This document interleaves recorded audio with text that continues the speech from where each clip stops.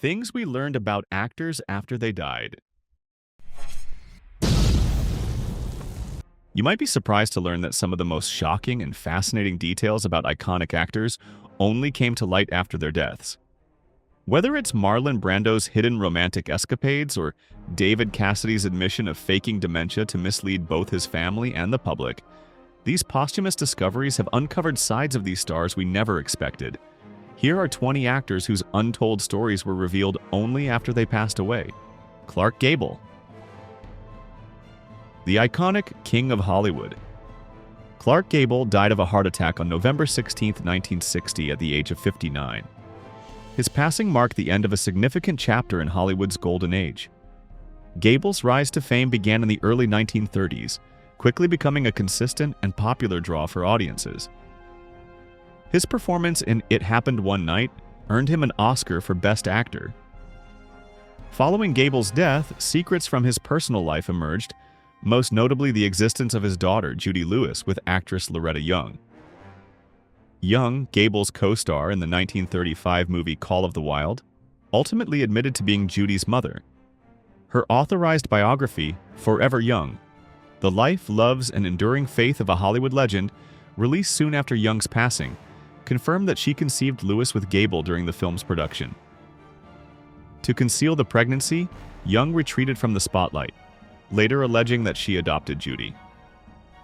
In Lewis's own book, Uncommon Knowledge, she expressed her conviction that Gable was her father, though her mother never publicly verified it. It wasn't until Lewis reached 31 that she directly questioned Young about her paternity, finally receiving confirmation of the truth. Laurence Olivier. The legendary actor Laurence Olivier, a titan of both stage and screen, passed away on July 11, 1989, at the age of 82. Michael Munn, a one-time film publicist, revealed troubling details of Olivier's youth in a biography. According to Munn, Olivier suffered abuse at the hands of a teacher and clergyman during his school years.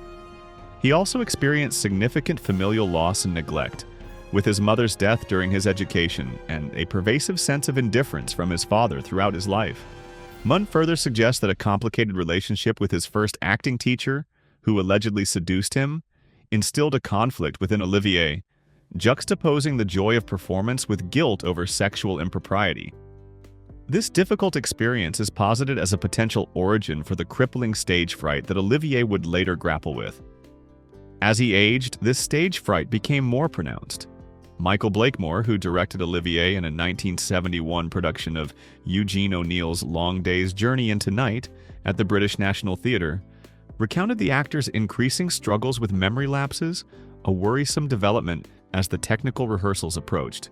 Olivier himself, in his autobiography, Confessions of an Actor, confessed to the extreme lengths he took to manage his anxiety, including pre-performance vomiting into a bucket backstage, and relying on his stage manager to literally propel him onto the stage afterward. Joan Crawford. Iconic actress Joan Crawford, born Lucille Fay LeSueur, died of a heart attack in her Manhattan residence on May 10, 1977, at age 73.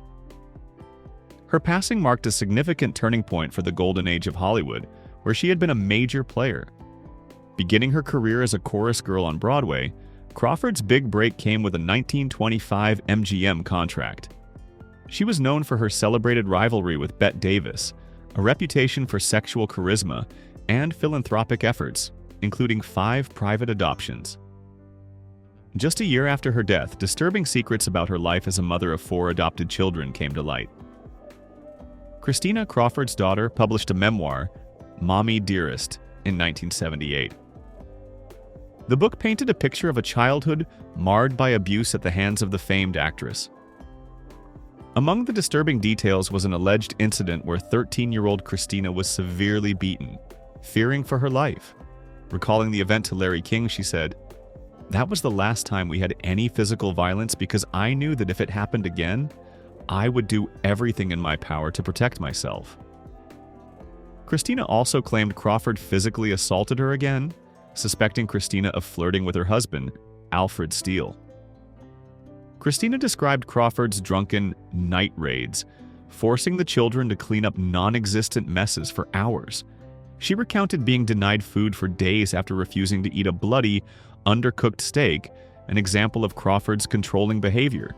Years later, in 2019, Christina told The Guardian, "My mother should have been in jail." Rock Hudson. Rock Hudson became a major film star in the 1950s, quickly achieving fame for leading roles in films like Giant, which even garnered him an Oscar nomination. His public image was the quintessential Hollywood leading man, but privately he struggled with the challenges of being a closeted gay man in an intolerant era. The 1950s Hollywood studio system was hostile towards LGBTQ+ individuals, forcing Hudson to keep his sexual orientation secret to protect his career. It wasn't until the early 1980s, during his public battle with AIDS, that speculation about his health reached a fever pitch. This ended the mystery surrounding his visibly declining health, which had been apparent even earlier, like during a press conference with Doris Day. As noted by People, AIDS was strongly associated with gay men at the time, and Hudson tragically became the most famous face of the disease. Despite persistent rumors, he never publicly confirmed his sexuality before his death in October 1985. However, his posthumous autobiography, Rock Hudson, His Story, finally revealed the truth, identifying his former partner Lee Garlington as his true love. Years later, The Hollywood Reporter published a leaked private conversation between Hudson and his ex-wife, Phyllis Gates, where she confronted him about his sexuality and his same-sex relationships dating back to the 1950s. Marlon Brando. Nobody believes in us. God here. Oh, my butt. Widely regarded as one of cinema's greatest talents, Marlon Brando passed away on July 1, 2004 at the age of 80. Pulmonary fibrosis complicated by congestive heart failure was the cause. While his death marked the end of a significant period in Hollywood history, it also sparked revelations about his private life. During his career's peak, Brando had alluded to homosexual experiences, essentially confirming his bisexuality in an era of widespread homophobia. Yet, a surprising detail about his romantic history remained hidden until 2018, 14 years after his death. An intimate relationship with fellow star, comedian Richard Pryor. This revelation came from an interview music producer Quincy Jones gave to Vulture, where he claimed he'd F a mailbox. James Baldwin, Richard Pryor, Marvin Gaye. This bombshell quickly ignited online speculation, with many eager to confirm Jones's unverified assertion. Richard Pryor's daughter initially denied the claim, but Pryor's widow Jennifer subsequently corroborated the story to TMZ. She explained that Pryor had openly discussed his bisexuality within his circle and wouldn't have been ashamed of the affair becoming public.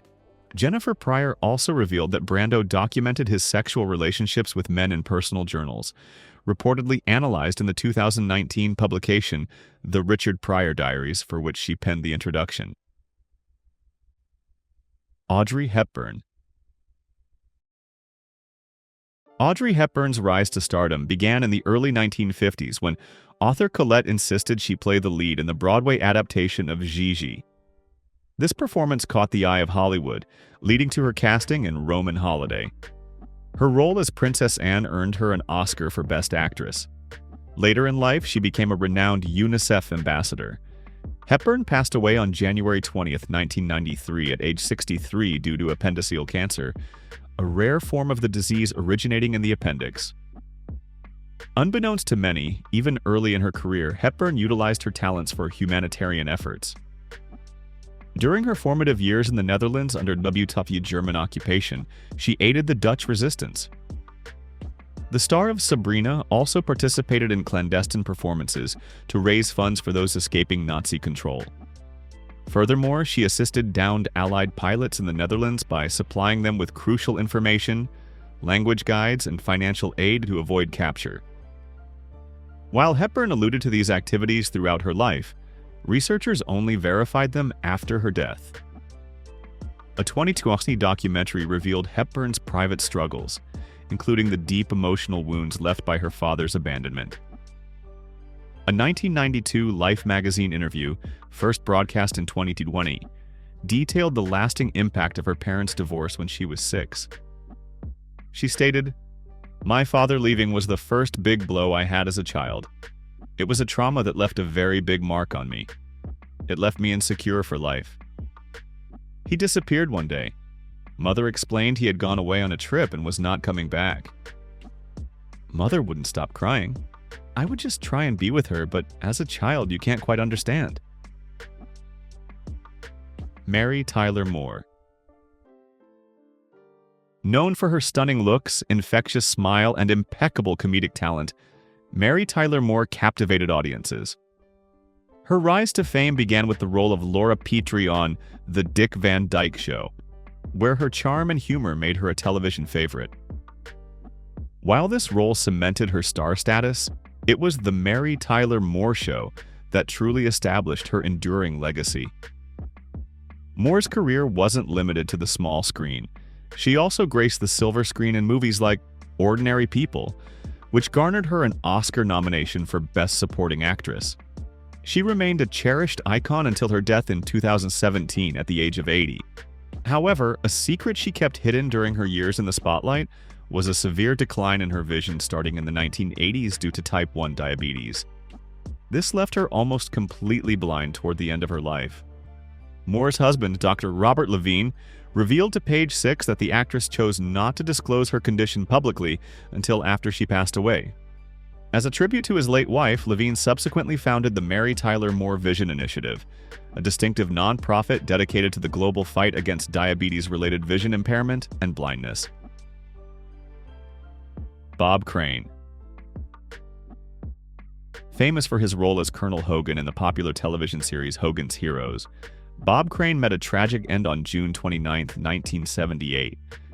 The 49-year-old actor was found murdered in his Scottsdale, Arizona apartment, having sustained fatal blows to the head. The New York Times reported that Crane was bludgeoned with an unknown weapon and an electrical cord was discovered wrapped around his neck. The subsequent investigation revealed a hidden aspect of Crane's life: a substantial collection of self-produced pornographic photos and videos. His dressing room was even labeled Porn Central by the Daily Mail. Fellow Hogan's Heroes actor Richard Dawson recounted Crane inviting him to peruse these explicit materials, asking, "Hey, come on in. You want to take a look at this stuff?" Crane's proclivities were no secret to his family either. His second wife, Sigrid Valdis, whom he met on the set of the show, told ABC News that Crane had informed her early on that photography was a hobby, though she didn't think it was landscape photography. Valdis also shared that Crane often expressed a callous disregard for the women he involved, wishing he could make them vanish after he was finished with them. He frequently confided in John Carpenter, an electronics salesman who would later become the prime suspect in Crane's murder. Adding another layer to the tragedy, Crane's son Robert, then 16 and visiting his father for the summer, witnessed a sex-travaganza involving a woman who had a prior arrest in Texas for oral sex. Years later, in 1994, the investigation culminated in the conviction of John Henry Carpenter, a longtime acquaintance of Crane, for the actor's murder. Gene Wilder. The 2016 death of Gene Wilder brought immense sorrow to admirers and fellow entertainers, particularly those who cherished his iconic film performances from the 1970s and beyond. Wilder's career truly took off in the 1960s, thanks to his memorable part in Mel Brooks's The Producers, a role that secured him an Oscar nomination for Best Supporting Actor. This collaboration with Brooks proved fruitful, resulting in further celebrated performances in Blazing Saddles and Young Frankenstein, the latter of which Wilder also co-wrote. While his final acting credit was a 2-episode arc on Will and Grace, Wilder officially retired from acting in 2003. The reason for his withdrawal from the public eye remained a mystery until after his death at 83. Wilder's family subsequently revealed that he had privately contended with Alzheimer's disease for a considerable period. A family statement released via US Weekly explained that Wilder chose to keep his diagnosis secret to preserve the happiness of his younger fans. The decision to wait until this time to disclose his condition wasn't vanity, but more so that the countless young children that would smile or call out to him, "There's Willy Wonka," would not have to be then exposed to an adult referencing illness or trouble and causing delight to travel to worry, disappointment, or confusion. He simply couldn't bear the idea of one less smile in the world. Anthony Perkins. Primarily known for his Oscar-nominated role in Friendly Persuasion and his chilling portrayal of Norman Bates in Alfred Hitchcock's Psycho and its subsequent sequels, American actor and singer Anthony Perkins passed away at age 60 on September 12, 1992. His wife, Barry Berenson, later revealed that the cause of death was AIDS-related complications. Perkins was intensely private about his personal life. He exclusively had relationships with men until his 30s, including romantic links with actors Rock Hudson and Tab Hunter. At 39, he had an affair with Victoria Principal, and at 41 married photographer Berinthia Barry Berenson. While his death shocked the public, Perkins had privately managed his illness and kept his diagnosis secret. The New York Times reported that he sought treatment for 2 years under assumed names. He went twice to the hospital and once as an outpatient under another name. You'd think a man who had brought so much joy to others through his work would deserve better than this. He couldn't even be himself at the end, his wife shared. A posthumous statement released by Perkins via spokesperson Leslie Dart explained his secrecy, stating, "I chose not to reveal I had AIDS because, to misquote Casablanca, I'm not much at being noble, but it doesn't take much to see that the problems of one old actor don't amount to a hill of beans in this crazy world." John Candy. So fight, fight, fight for Washington. Beloved for his State kind and demeanor, big. comedic timing, and unforgettable roles, Canadian actor John Candy surprisingly declined a coveted spot on Saturday Night Live. And the reason wasn't common knowledge. According to Doug Hill and Jeff Weingrad's Saturday Night, A Backstage History of Saturday Night Live, Lorne Michaels was very interested in recruiting the up-and-coming Candy in 1981. A cast member position on SNL was offered, a career-boosting opportunity that could have placed Candy alongside other comedic legends who got their start on the iconic show. However, Candy unexpectedly turned it down. He was already a key player on the Canadian sketch comedy series SCTV at the time, earning praise for his range of comedic skills. Crucially, Candy valued the stability and schedule SCTV offered, which allowed him to remain in Canada near his family. The book suggests his refusal stemmed from not wanting to be split between two shows. More recently, however, it's come to light that Candy's decision was rooted in something else entirely: protecting his family. Saturday Night Live, particularly in its prime, was notorious for the hard-partying lifestyles of its stars. On the 30th anniversary of Candy's untimely passing at age 43, his daughter Jennifer revealed to Today that her father prioritized family above all else. She explained, "That's the reason he didn't want to do Saturday Night Live. He knew the lifestyle wasn't going to be healthy for him. He was smart in that way." David Cassidy. Partridge Family. Star David Cassidy passed away on November 21, 2017, at age 67. His death was caused by complications arising from liver failure, worsened by his long-term struggle with alcohol. About a year before his passing, after a concerning performance in Agoura Hills, California, where he visibly struggled with lyrics he'd sung for 5 decades and appeared to fall on stage, Cassidy announced his retirement, citing a dementia diagnosis. He explained that the disease had affected both his mother and grandfather, and while he'd been in denial, he'd always anticipated it would eventually impact him. Following his death, many assumed the presumed dementia was the cause. The truth, however, was quite different. Cassidy never received a dementia diagnosis. In a documentary titled David Cassidy: The Last Session, the former teen heartthrob admitted he'd actually been diagnosed with liver disease. He stated, "There is no sign of me having dementia at this stage of my life. It was complete alcohol poisoning, and the fact is, I lied about my drinking." He confessed to deceiving his family about his continued alcohol use. Sarah Lyne Weinfeld, co-producer of the documentary, shared in a People magazine interview that while there was a desire to protect Cassidy's privacy, his honesty about the true cause of his decline ultimately led to the decision to reveal it publicly, believing it would best honor his memory. We didn't want to exploit him, but ultimately he was honest about what killed him, and we decided that his legacy would be best served if we shared that. Robin Williams.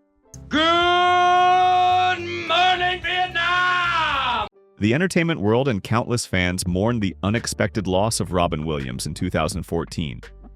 His comedic presence, spanning stand-up, television, and film since the 70s, left an undeniable mark.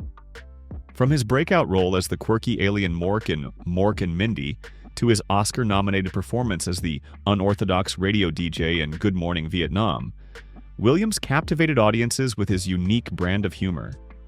He had been open about his personal battles with depression, alcohol, and substance abuse, struggles that significantly shaped his life. In the wake of his death in August 2014 at age 63, many theories emerged, pointing to depression or relapse as potential causes. However, the autopsy painted a different and ultimately more tragic picture. Williams had been living with Lewy body dementia, a rare brain disorder that can cause severe fluctuations in mood and cognition, and which was ultimately determined to be the primary reason for his passing. His wife later revealed this diagnosis, emphasizing that while depression was present, it was but one of many symptoms of the larger underlying illness, stating, "It was not depression that killed Robin. Depression was one of, let's call it, 50 symptoms, and it was a small one." The doctor said to me after the autopsy, "Are you surprised that your husband had Lewy bodies throughout his entire brain and brainstem?" I didn't even know what Lewy bodies were, but I said, "No, I'm not surprised." James Gandolfini. The actor most recognizable as the complex mob boss Tony Soprano on The Sopranos, James Gandolfini, tragically passed away from a heart attack at the age of 51 on June 19, 2013, while on holiday in Italy. His sudden death was a heartbreaking loss for the entertainment world. Gandolfini was known for his generosity, a trait exemplified by his act of personally covering the salaries of his fellow cast members. Steve Schirripa, who played Bobby Bacala on the show, revealed this kindness during a 2013 radio interview. He recounted how Gandolfini, during a Season 4 contract dispute, gave each of the 16 regular cast members a check for $33,000. Schirripa stated, "As good an actor as he was a better guy, a generous guy. The guy gave us $33,000 each, 16 people in Season 4. He called every one of the regular cast members and handed us a check.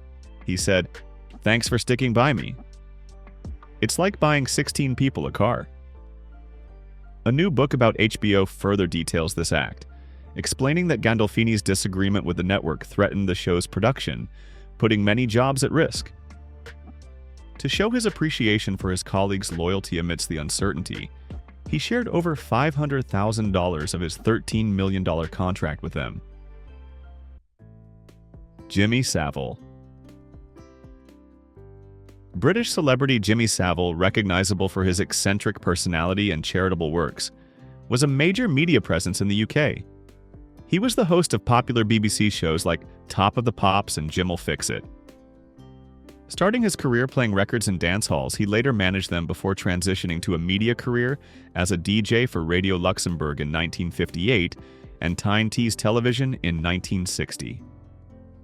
Savile became a fixture on Top of the Pops, hosting regularly from 1964 to 1988, and even co-hosting the final episode in 2006. However, following his death, Savile's reputation was irrevocably tarnished by a deluge of horrific accusations. Numerous individuals came forward with allegations of sexual assault and misconduct. Time, referencing a BBC report, stated that approximately 72 people alleged abuse by Savile during his tenure at the BBC. A separate report focusing on his time at Stoke Mandeville Hospital revealed an additional 63 alleged victims. By the end of 2012, the BBC reported the total number of alleged victims had reached a staggering 450. While the majority of accusers were children at the time of the alleged offenses, the victims also included the elderly, the ill, and individuals weakened by disease. Before Savile's death, two police investigations, the first as early as 1958, examined accusations against him. However, no charges were ever filed due to insufficient evidence of sexual offenses. Whispers and warnings about Savile circulated throughout his lifetime, but they were largely ignored. It wasn't until the evidence became overwhelming that the claims gained traction. In the wake of the child abuse allegations, his honorary Green Beret, awarded by the Royal Marines for completing their speed march, wasn't revoked, as such honors are considered terminated upon death. Nevertheless, the Royal Marines purged all records of Savile's name and certifications. Furthermore, his honorary Doctorate of Law, LLD, granted by the University of Leeds in 1986, was rescinded in 2012. Heath Ledger. No, you complete me. Before becoming a film actor in the US, Heath Ledger began his career on television. His initial success came with the teen romantic comedy 10 Things I Hate About You. However, his most memorable performance arrived posthumously. Ledger's portrayal of the Joker in The Dark Knight, released in 2008, became iconic.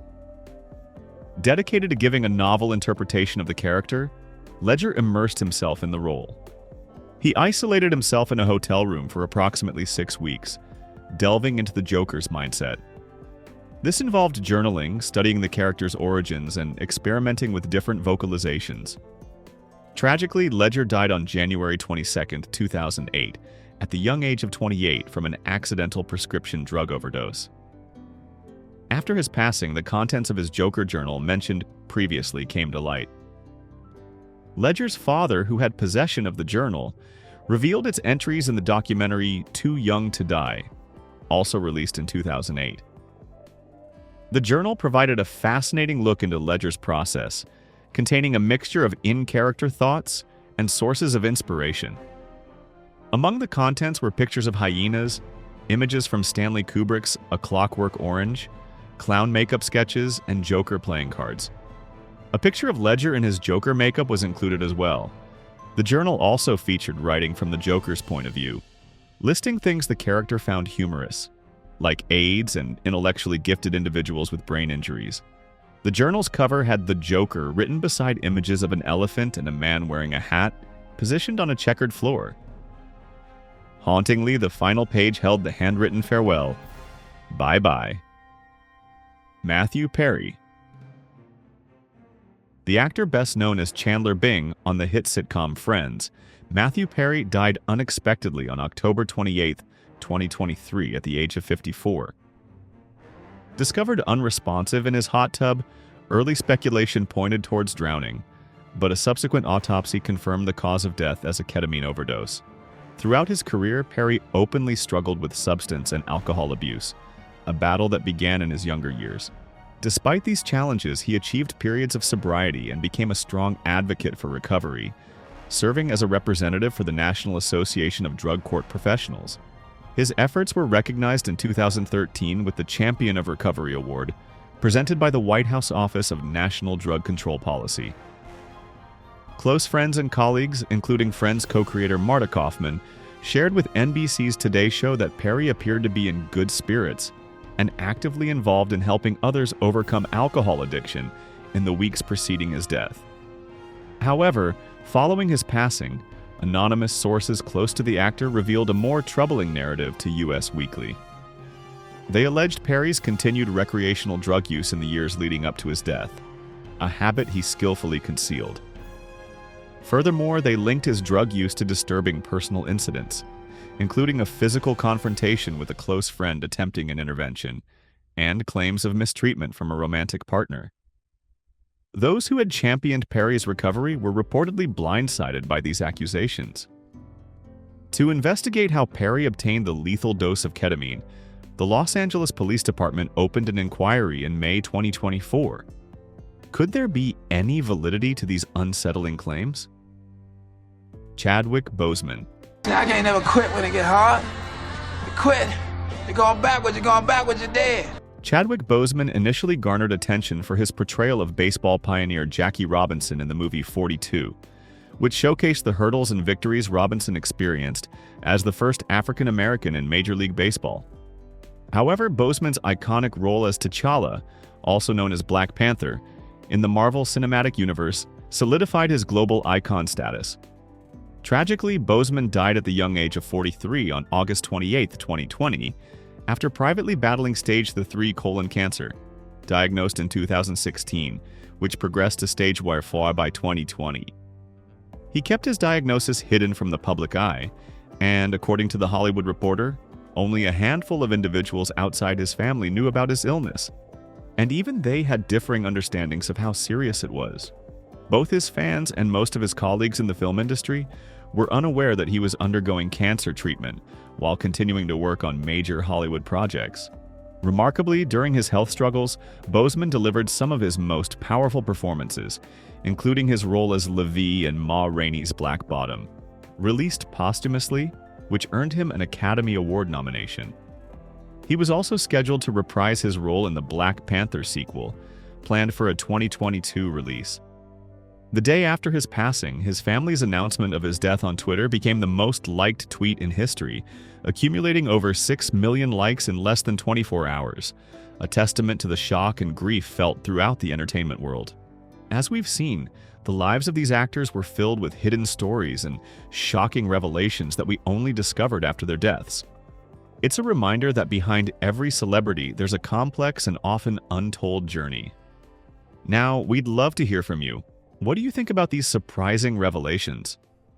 Were there any that shocked you the most? Or perhaps you know a story of your own that you'd like to share? Let us know your thoughts and feelings in the comments below. We look forward to hearing your perspective and continuing these fascinating conversations with you.